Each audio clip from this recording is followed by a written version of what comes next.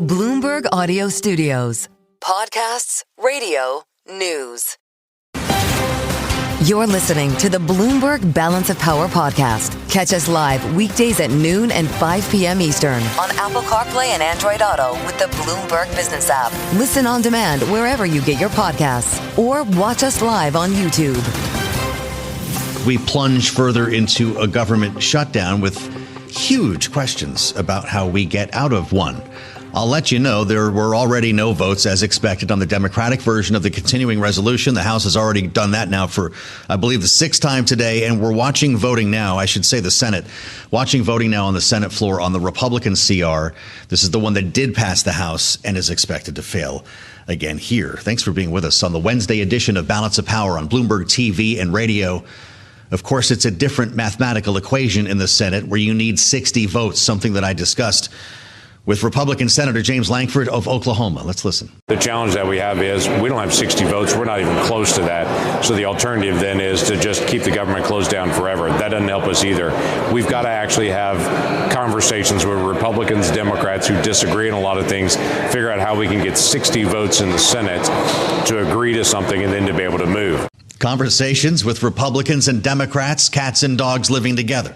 That will actually occur this hour on this program. We'll be joined in a moment by Republican Congressman Jason Smith, a key figure in this debate as he chairs the important House Ways and Means Committee.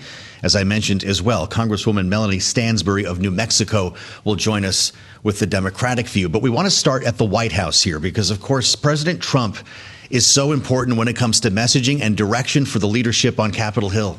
And Bloomberg's Washington correspondent Tyler Kendall's on the North Lawn right now on a rainy day here in the Capitol. Tyler, what's going on?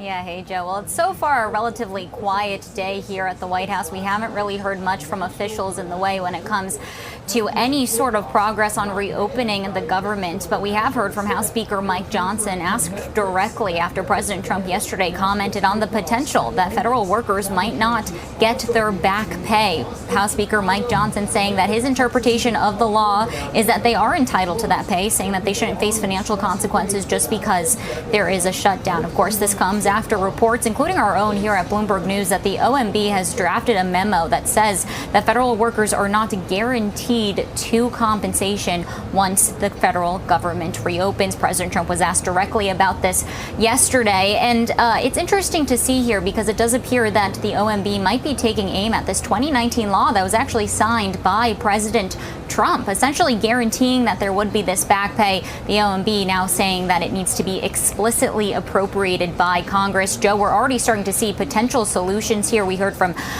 Republican Senator Susan Collins yesterday, who was floating a potential backup option where maybe there could be a measure tied to the shutdown bill that would eventually reopen the government. The thing is, that measure isn't currently in this clean CR that we're seeing them currently vote on as we speak.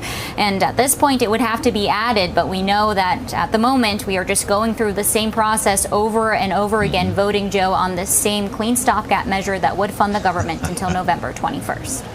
Starting to feel like Groundhog Day, Tyler. I'm looking at the president's schedule, by the way. Nothing public until a couple of hours from now. He's participating in an event not geared toward the shutdown or trade, as we frequently see, but a roundtable in the state dining room on Antifa. Do we know anything about what's going to happen and how this will work? Well, we are expecting them to welcome us, reporters in the White House pool today, into that room. There are reports that independent journalists will also be there to discuss Antifa. We know that President Trump had moved to formally designate Antifa, which is a loose collective of far-left militant groups, as an official terrorist organization. But there have been questions since that executive order on exactly how this would work. Federal law allows for international groups to be labeled as foreign terrorist organizations, but we haven't seen how this would be enacted for this domestic group and how broad-ranging it would be. So potentially there could be some sort of details there, but it does come as President Trump, of course, escalates his rhetoric against mayors in Democratic cities, Democratic governors around the country, as we've seen National Guard troops invoked. And I would expect some common themes surrounding the president's moves there to emerge today when we enter that room. All right, Tyler. It's always a good day in Washington when Tyler Kendall's in the pool. She's live at the White House. We'll have more a little bit later on as we approach that event at 3 p.m. Tyler mentioned back pay. This has been a big question in Washington, or maybe it's not so much a question any longer. Speaker Mike Johnson, who's going to join us on the late edition of Balance of Power today, seemed to put this to bed a bit earlier. Let's listen to what he said. That's my position. I think they should be. They should not be subjected to harm and financial dire straits because Chuck Schumer wants to play political games. With regard to paying the troops, I want everybody to listen to me very carefully. Hakeem Jeffries and the House Democrats, as Leader Scalise said so well, are clamoring to get back here and have another vote because some of them want to get on record and say they're for paying the troops. We already had that vote. It's called the CR. It's called the CR, he said, and that CR is getting a vote as we speak in the Senate. It is likely to fail. But these are really important matters. And of course, we know the 10th is the next pay cycle for federal workers, including the staffers of members of Congress. And then the 15th is the paycheck date for the military. We're joined now by Congressman Jason Smith, Republican, of course, chair of the House Ways and Means Committee, who's watching all of this from the other side in his chamber. And Mr. Chairman, I want to welcome you back to Bloomberg TV and radio. Before we get into all the politics around this, are you with the Speaker on back pay for federal workers? So without a doubt, back pay for federal workers who have not been furloughed, who have been working, should absolutely be paid. There's no question about that. Where the discussion is for individuals who have been furloughed, who are not working during the shutdown. That is where the big debate is. Isn't that covered by law, Mr. Chairman? Or are you referring to those workers who were furloughed before things shut down? Because that's 750,000 people right now, correct? So I don't know the exact number, but what has been considered an essential employee and what has been considered.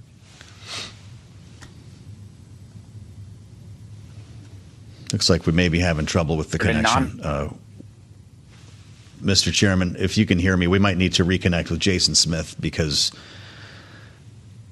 the technology gods may not be playing. This is something that we've talked about, of course, since this came up yesterday at the White House and the law that's on the books going back some years. We've talked about this a couple of times now, the Government Employee Fair Treatment Act of 2019, which the president did sign during the record-long shutdown, 35 days. GEFTA, they call it, widely interpreted as ensuring that furloughed workers automatically are compensated when shutdowns end and they are, in fact, reinstated in their jobs. There's a question about whether that law will be interpreted the same way by this administration.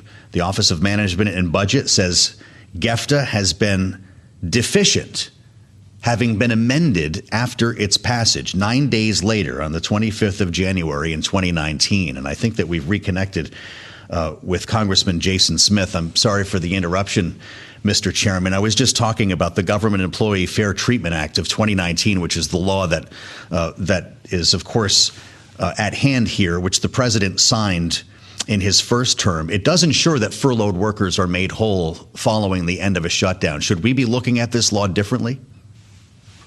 I think what we need to be looking at, we shouldn't even have to discuss this law at hand. The Democrats need to open up government. They're on the 6th vote right now in the United States Senate, blocking just a continuation of funding. We're just trying to fund government as it was on September 30th today. If they just open it up, there would be no question about who's getting paid. All federal employees would get paid. Do your job. Do something that you did 6 months ago. This bill is exactly the same to what they passed in March of this year, but they're only holding it hostage right now because of their unrelated policy objectives. They don't oppose anything within this 24-page continuing resolution of funding. They want things outside of the bill. That is why they're voting no. They're not voting against what's in it and who's affected. The 1.3 million military personnel a week from today that will not have a paycheck. This is absolutely inappropriate. Do you have the same approach then to military paychecks? There's been a question, I'm sure you've discussed it with your colleagues, about whether there should be a separate piece of legislation to make sure that the military is paid, maybe using that $150 billion in the big, beautiful bill. The Speaker clearly doesn't like that idea. How about you? The speaker is exactly right. We've already done our job. We funded government more than 3 weeks ago, paying all military personnel. The Democrats have always supported this in the past, but once again, they're playing political games with people's future and people's livelihoods. They need to stop obstructing. The 60-vote filibuster over the United States Senate, they need to break that right now if it means delivering paychecks for military and to open up government. It is unacceptable that Chuck Schumer and Democrats can hold hostage the economy. They can hold hostage the government. You hear all the same arguments that I do, Mr. Chairman, specifically when it comes to not necessarily impoundment, but the extension of Obamacare subsidies. And I realize that you're framing that as an unrelated issue. Democrats say, hey, we've had 2 rescissions packages so far and letters are going out with rising premiums. If we don't deal with this now, we're going to miss the deadline at the end of the year. What's your response? Premiums have gone up 80% in the last 10 years in Obamacare exchanges. Premiums have continued to go up because it's been a complete failure. What they've done with these subsidies only increases the incentive for insurance companies to raise premiums, which is the wrong thing. Can we get together and have a good discussion about access to health care? We absolutely should. I represent an area that rural health care is in dire need. But guess what? One of the demands that the Democrats have within let's reopen government for 28 days is by cutting $50 billion for rural health care. That is unacceptable. So let's have a real discussion. But those premium tax credits, they don't expire till December 31st. And the only reason why they expire is because the Democrats made them temporary and not permanent in the Inflation Reduction Act. Well, should they expire? I know that you have members of your conference who say these were COVID-era subsidies and they have no purpose now. They should not be extended as they are because a married couple making more than $600,000 a year are being subsidized for this. That's completely unacceptable. We have to look at what will bring down the cost of premiums, what will provide more access to health care. This is what needs to be in the discussion. And let's try to do some transformational health care policy that delivers for all Americans, not just 24 million Americans, because that's what's on the exchanges. There's 347 million Americans. 174 million are employee health care insurance, and we're not even discussing that with all of these premium tax credits. 78 million people are on Medicare. 82 million are on Medicaid. That's not even being discussed by those folks on premium tax credits. So we're only talking about 24 million people when they talk about those premium tax credits. Well, you've got a pretty unique view as chair of the House Ways and Means Committee. And outside of the blame game, and I know there's a lot of noise in politics here, and you're effective at making your case, Mr. Chairman. Outside of who's at fault, how much longer do you think this goes? The president said 4 or 5 days we might start to talk about real mass layoffs. Is that when the government reopens? You know, it's disturbing. There's no winners here. The people that's losing is the American public. I said at the very beginning, if the Democrats force the shutdown, it will probably be longer than the prior shutdown, which was 35 days, because the Democrats will have to vote for the bill that they have continued to vote against now 6 times over in the United States Senate, and the same bill that Chuck Schumer and the Democrats voted for in March. Nancy Pelosi has been on record numerous times saying you should never shut down government for policy issues. You should fund government. Let's follow through with those actions. It's looking, by the way, like the House passed continuing resolution that we're discussing here. The Republican version that we're discussing with the chairman is on the precipice of failure in the Senate. And with that said, Mr. Chairman, we could go through this 10, 20, 30 more times. To your point, who knows how long we're going to be closed. We've got November 21 as an end date on this CR. Is that going to need to be extended? Because, my goodness, this goes another couple of weeks. It's going to be a pretty short continuing resolution. Well, the Democrats' CR that they wanted was only 28 days with an additional $1.4 trillion worth of spending, including providing health insurance for illegals and taking away $50 billion of rural health care. That was their alternative. We have to just open up government now. There's a CR that has passed the House. It's over in the Senate. They're on the 6th vote. The only reason why it's not passed in the Senate is because of a procedure vote where the Democrats are filibustering. Let them vote on the bill. Stop the filibuster. Just let them vote on the bill. If they do that, we'll be able to pass it. Mm-hmm. You think we should do the filibuster like we used to in the old days, like actually have to get up there and filibuster and keep talking until you can't? I think people have to earn their stripes, and they absolutely should have to actually filibuster, be talking at the microphone instead of just like, okay, if there's not 60 votes, it's not filibuster proof. That's right. Crazy. Force their hand. Well, that goes both ways, Congressman. I guess that's something you won't have to worry about in the House. But I'm glad that you could join us today, Mr. Chairman. Thank you for the insights, as always. As I mentioned, he's knee-deep in this. He's in the center of it. As chair of the House Ways and Means Committee, Congressman Jason Smith, just one of the voices that we're going to be hearing today, the decision makers who are trying to make their way through this, leading all the way to the Speaker of the House himself. He's going to join us in the 5 o'clock edition, the late edition of Balance of Power here on Bloomberg TV and radio with his view on things, having stayed in Washington at this point while many of his members have gone home. They'll be back next week, presumably, but do join us around 5:20 p.m. Eastern when we talk with the Speaker. Later this hour, we'll talk with a Democrat in Melanie Stansbury, the Congresswoman from New Mexico's 1st District, who knows what it's like to have troops deployed in a town in her state. We'll have more on that coming up right here on Bloomberg TV and radio. Stay with us on Balance of Power. We'll have much more coming up after this.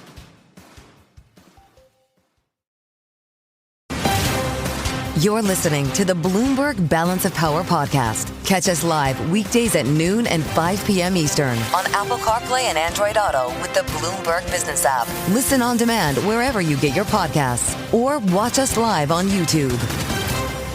Here in Washington, there's not only a lot of talk about a government shutdown, and we can tell you that the continuing resolutions up for votes today in the Senate appear to already have failed. There were not enough votes for the Democratic version. They're just wrapping things on the Republican version now. So we carry on to a 9th day tomorrow. And we will be talking later on the late edition of Balance of Power with the Speaker of the House, Mike Johnson. Starts at 5 p.m. Eastern Time. The U.S. Northern Command says the troops will be mobilized for 60 days in Chicago. This started last night, according to the president's border czar, Tom Homan, on Fox News a moment ago. National Guard started working last night. Of course, they've been a few miles outside of the city, more like 50 miles in Elwood, as a matter of fact. The Chicago Tribune reporting, and the New York Times, for that matter, troops, about 500 of them spotted carrying riot shields at Elwood. A combination of 500 troops from Illinois and Texas. The question is, when we see them rolling down the streets of downtown Chicago, if that is going to happen. And it's where we start our conversation with our political panel today. Bloomberg Politics contributors Jeannie Shanzano and Rick Davis are with us. Jeannie is Democracy Visiting Fellow at Harvard Kennedy School's Ash Center. Rick, partner at Stone Court Capital, our Republican strategist. It does feel a little bit different this time, Rick. This is the 3rd city, of course, following Washington, D.C., where we live, and Los Angeles. The mission here is a bit more broad, simply there to protect ICE activities, and ICE law enforcement is what we've heard from the administration. Are we going to see troops in downtown Chicago? Sure. And this is not too dissimilar to the rationale they used when deploying troops in Los Angeles. They were there to protect federal assets, buildings, things like that. So they're keeping within sort of an interesting normality of bounds when it comes to what they're being told to do. But of course, I don't think you have to look very far to find a lot of criticisms as to whether or not this is anything that would be considered normal in its execution of law enforcement. There are lots of federal law enforcement agencies that could be brought to bear, as they were in the District of Columbia, to Chicago to assist them. And I don't think the the governor or the mayor would be opposed to that. But the deployment of U.S. troops in domestic cities across America to do something they're not trained to do, which is law enforcement, is I think stressing a lot of people out, as well it should. Maybe it's not a surprise, Jeannie, but city and state officials have not heard from the administration, have been largely kept in the dark on all of this. Mayor Brandon Johnson says they have not communicated with me. And you know what the president has to say about J.B. Pritzker. He talks about him just about every day, although there is one point I could mention on Truth Social. The president kind of reached out, writing Chicago mayor should be in jail for failing to protect ICE officers. Governor Pritzker also. Should these two men prepared to be arrested, Jeannie? Yeah, I mean, we're so used of his comments and things he says, we sort of brush them off. I know I do. You know, nothing surprises us anymore. But the idea that the president of the United States is calling for the jailing of the mayor of one of the biggest and most important cities in the country and the governor of the same state, it's utterly astonishing. And both Johnson and Pritzker did respond. And noteworthy, Johnson said it's not the first time that Trump has tried to have a black man unjustly arrested. Of course, a reference to what Donald Trump did before he entered politics in New York City. So you have that kind of statement by the president, no communication. And then you have the National Guard in to protect the ICE troops who are using things like Black Hawk helicopters to descend on 5-story buildings and pull people out, including children, in the middle of the night. And then are filmed saying things like, well, F those children. You know, it is a horrific situation there. And it is not horrific because there is crime in Chicago, but that they need to be there for the crime. It is of their own making. And that is what Johnson and that's what Pritzker, and that's quite frankly what the judge out in Portland said. You are untethered from reality if you think you need this kind of show of force to address peaceful protests that have been going on. You can go in and get illegal immigrants, members of gangs, without using militarized Black Hawk helicopters and people in masks to pull residents out of where they're living.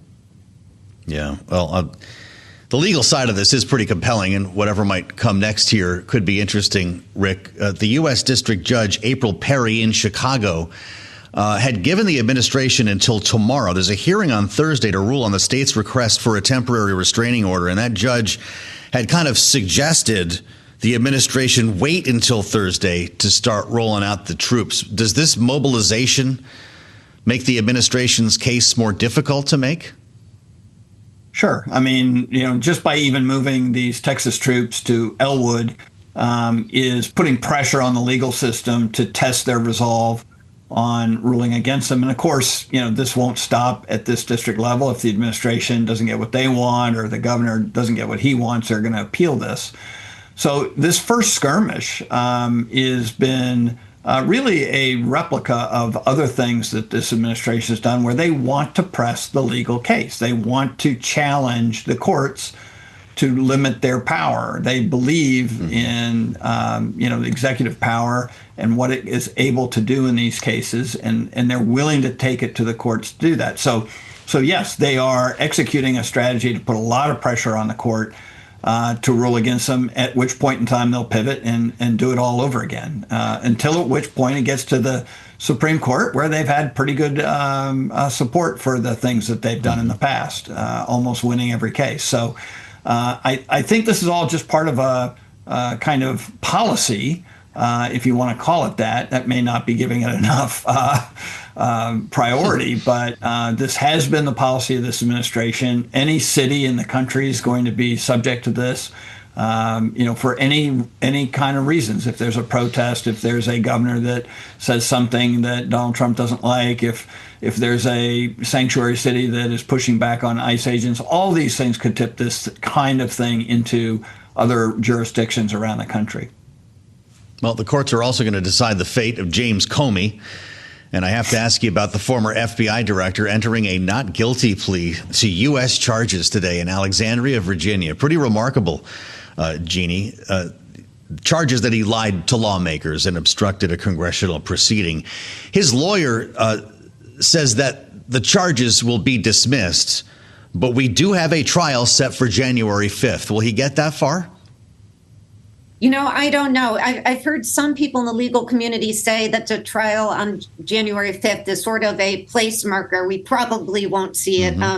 And of course, if the charges are dismissed, we will not. But I think what is so stunning about both of these stories, both the Comey story and the raids going on and the nationalization of National Guards into other states, is the deadly silence on the part of members of the Republican Party. We have heard almost nothing from anybody in the Republican Party. As a judge, a Republican comes out and says, this is a violation of the 10th Amendment to send these troops in. That used to be Republicans who believed that. Nothing. And then on Comey, he is charged with lying, obstruction of justice. He has pleaded not guilty. They couldn't even get prosecutors in Virginia to prosecute the case. So they had to bring in 2 prosecutors from down south to take these charges on. And nothing from members of the Republican Party to say, wait a minute, this is not the way we do business in the United States, where justice, at least theoretically, Joe, should be blind and not subject to so much politicking. And that's obviously what we're seeing. The president himself has said that many times publicly. No perp walk today for Mr. Comey in Virginia, though, Rick, many folks are looking this as yet another precedent-setting moment, another through-the-looking-glass moment when you see the former FBI director hauled into court only days after the president went to Truth Social to urge his attorney general to make it happen. How are you feeling about this today? Yeah, there's no question it's another sort of shattering glass of the judicial institutions of America. And look, I mean, everybody's got a right point here in the sense that I think the judge is going to look at this and say, is this malicious prosecution? Wow, Joe, just what you said. The president actually ordered it to be done a couple days before the term ran out on the violations. They then had to, as Jeannie said, scramble around because nobody in the Southern District who was charged with this prosecution was willing to take it to court. I mean, that tells you a lot about the legal system's pushback. And yet they were able to get a couple people from North Carolina to come up literally with a day's notice. So this judge will likely treat this badly. I can't imagine a scenario where this gets much of a hearing other than this is malicious prosecution, and we aren't going to stand for that in the judicial system. Then the onus is on the Trump administration. How far do you want to go to try and really make a case here? Or was this just to embarrass Mr. Comey and accomplish that and so move on? There are others who are in a similar situation who are fighting prosecution. And I think there are a lot of people in Washington and elsewhere who worry about this kind of thing coming to their doorstep. And so it is a difficult environment right now. What a time to be in politics. With the help of our great panel, Bloomberg Politics contributors Jeannie Shanzano and Rick Davis, thank you both for the insights. As always, stay with us on Balance of Power. I'm Joe Matthew in Washington. This is Bloomberg. Stay with us on Balance of Power. We'll have much more coming up after this. You're listening to the Bloomberg Balance of Power podcast. Catch us live weekdays at noon and 5 p.m. Eastern on Apple CarPlay and Android Auto with the Bloomberg Business app. You can also listen live on Amazon Alexa from our flagship New York station. Just say, Alexa, play Bloomberg 1130. Politics at hand in Washington. It's day 8 of the government shutdown. I can now tell you there will be a 9th, as both continuing resolutions have failed again in the Senate. This has taken place just since we've come on the air at noon. And only moments ago, we realized the votes were not there for the Republican CR to pass. It did pass the House, not so much in the Senate, where, of course, the conversation lies. Before we spend some time with the Democratic Congresswoman from New Mexico, we've been looking forward to this conversation with Melanie Stansbury. She'll be with us live from Capitol Hill, reminding you that, yes, there are members of the House in town, as we saw earlier when Jason Smith joined us. But spend some time with Senator James Lankford, a Republican from Oklahoma who knows what it's like to try to strike a deal, remembering the bipartisan deal he struck on the border last year, which was summarily canned by then candidate Donald Trump.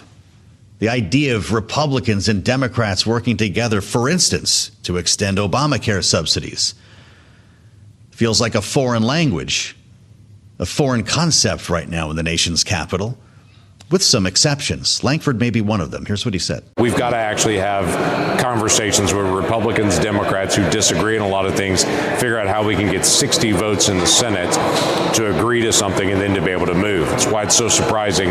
During the Biden administration, all 4 Septembers, we had a continuing resolution during this time period as well, kept the government open while we continued negotiation. That was not an issue. But when President Trump comes, Democrats are now saying we're just going to shut the government down, not negotiate. That doesn't help us. Well, Senator Langford, whether it's now or when the government reopens, there'll have to be a negotiation at some point. The president indicated yesterday that talks with Democrats were underway, at least on an informal level, on extending Obamacare subsidies with maybe some new guardrails around it. You know a lot about making deals, Senator, and we watched you put, I think, 4 to 6 months of your life into a very important bipartisan deal on the border that the president then turned away from. This was last year, of course, before he was in office. Sure. Candidate Donald Trump affected the outcome there, and I know you don't need me to tell you. What would be different this time? Would you lead a gang to help negotiate something on health care, or would you have advice for others who are? Well, I would say first and foremost, we got to have the president, the House, and the Senate all on the same page to be able to work through that. At that time, I was trying to be able to navigate a situation where I had a Democrat president and I had a Republican House and a Democrat Senate, and trying to be able to figure out how do we actually solve this intransigent issue of open borders with a president that did not want to close the borders. So it's a very different issue at this point. Now that we have a president that does want to be able to solve this, the problem of the budget, we have the House and the Senate that do want to be able to solve this. We've got to be able to figure out how to be able to navigate it. Now, there are a couple things on the Obamacare subsidies. The Obamacare subsidies, the base level, are not in the argument. These are plus-ups that were done during COVID. And this is what a lot of my Democrat colleagues are trying to conflate. It's not the base subsidies being talked about. This was the temporary plus-ups for COVID that they're trying to say they now want to make permanent. That's a very different issue. No, you're right to point that out, and we've tried to make that delineation when we talk about it as well, Senator. So that begs another question. Should they be sunset altogether? We're not in a pandemic right now. Do you fade this out after a year? Because Democrats want a permanent extension. Right. Democrats actually put that in during the Inflation Reduction Act. They said this was temporary for a health emergency, and we're sunsetting it at the end of 2025. So it already has a sunset. It was set there by Democrats when they said this is only for the pandemic time period. And now they're saying, just kidding, I want to be able to make that permanent. The difficult question is, the Affordable Care Act is either not affordable because they continue to need more and more and more subsidies on it, or it drives up everyone's insurance cost. So we got to figure this out. It's one of the things that the president has said is he wants to go back and look at what is systemically driving up the rates this way. We can't just keep pouring more money into it over and over and say the way that we make it more affordable is more tax subsidies.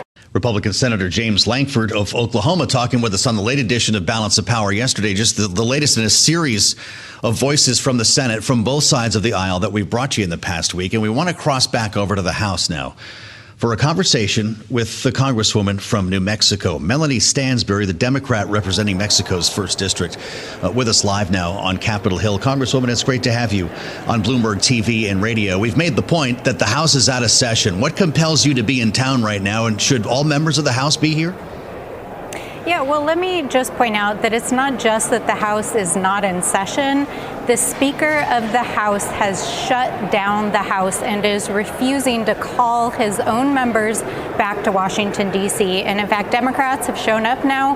Week 2, we are here. We are fighting to get a bipartisan deal to reopen the government, to address American health care costs, and to make sure that our democracy works for all Americans. And if Mike Johnson is not going to call us back, we are still going to continue to show up for the American people, because that is what we do.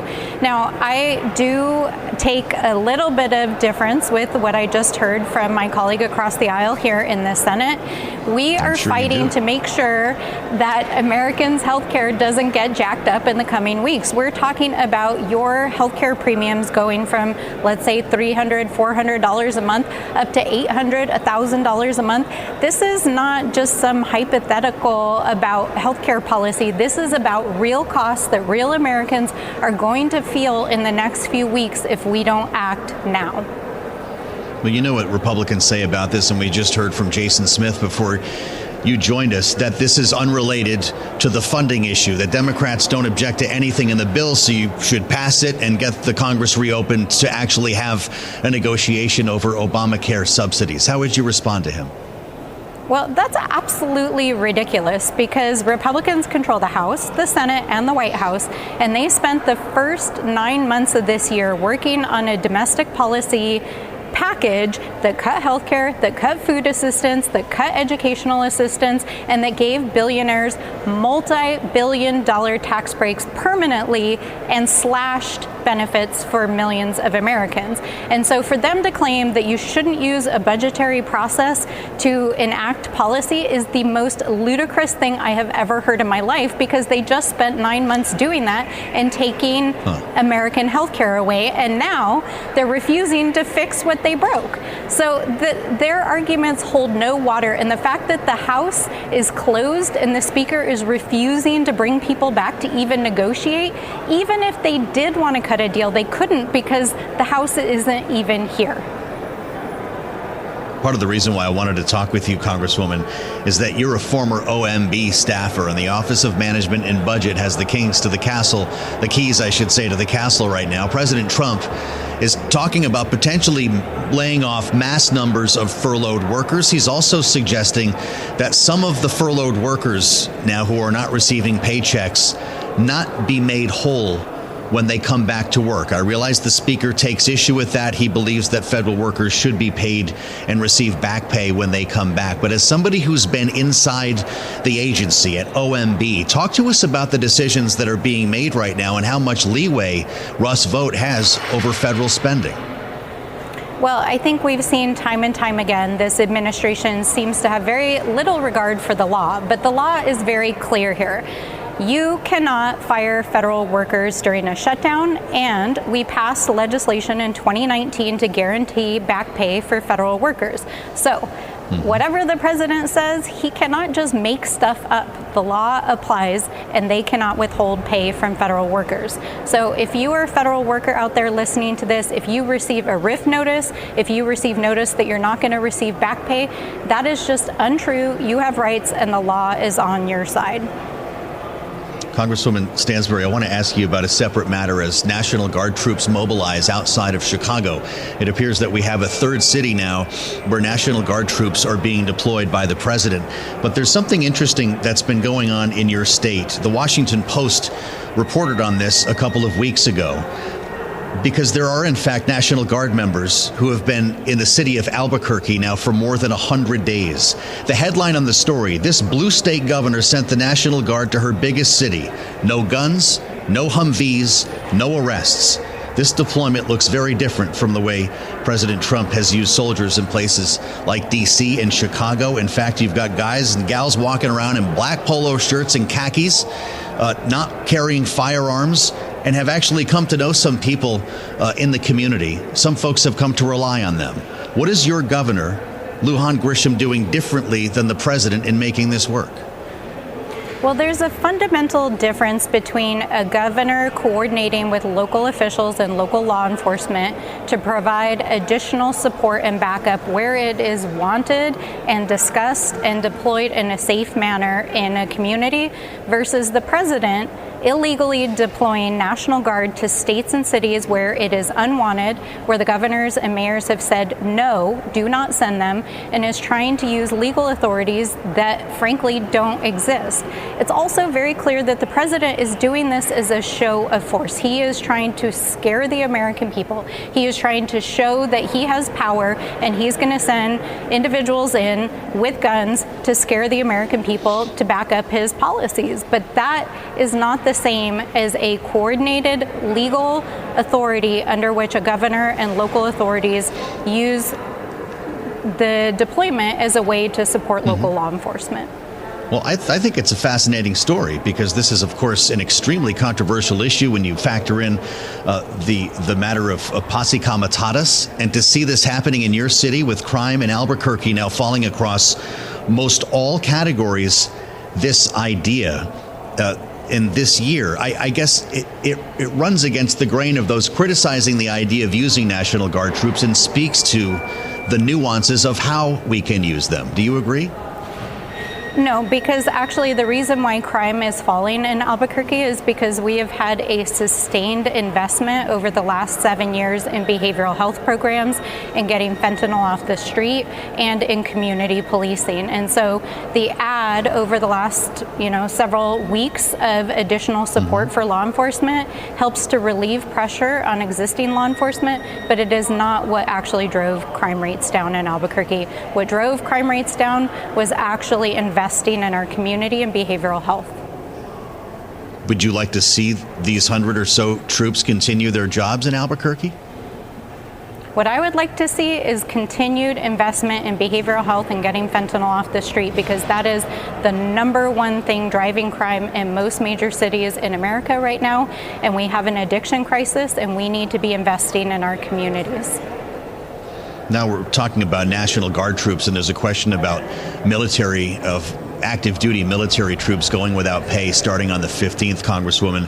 Some folks are pushing for a standalone piece of legislation to pay them out of money from the president's big, beautiful bill. We've only got about a minute left. Speaker Johnson says no, we already passed a bill to pay the troops. How about you? I personally think we need to pay our troops. We're here in the Capitol. Our Capitol Police are not getting paid. We need to pay our troops, pay our federal employees, and get the government reopened, and that requires Mike Johnson reopening the House. Well, I appreciate your joining us live from Capitol Hill, Congresswoman Melanie Stansbury from New Mexico, with us live on Bloomberg TV and radio, a former OMB staffer with a sense of exactly how some of these decisions are being made on funding agencies and furloughing workers. Of course, this being day 8 of a government shutdown, and there will be a 9th. As we told you, if you're just joining us, both continuing resolutions. The Republican and Democratic versions have failed again in the Senate. Thanks for listening to the Balance of Power podcast. Make sure to subscribe if you haven't already at Apple, Spotify, or wherever you get your podcasts. And you can find us live every weekday from Washington, D.C. at noontime Eastern at Bloomberg.com.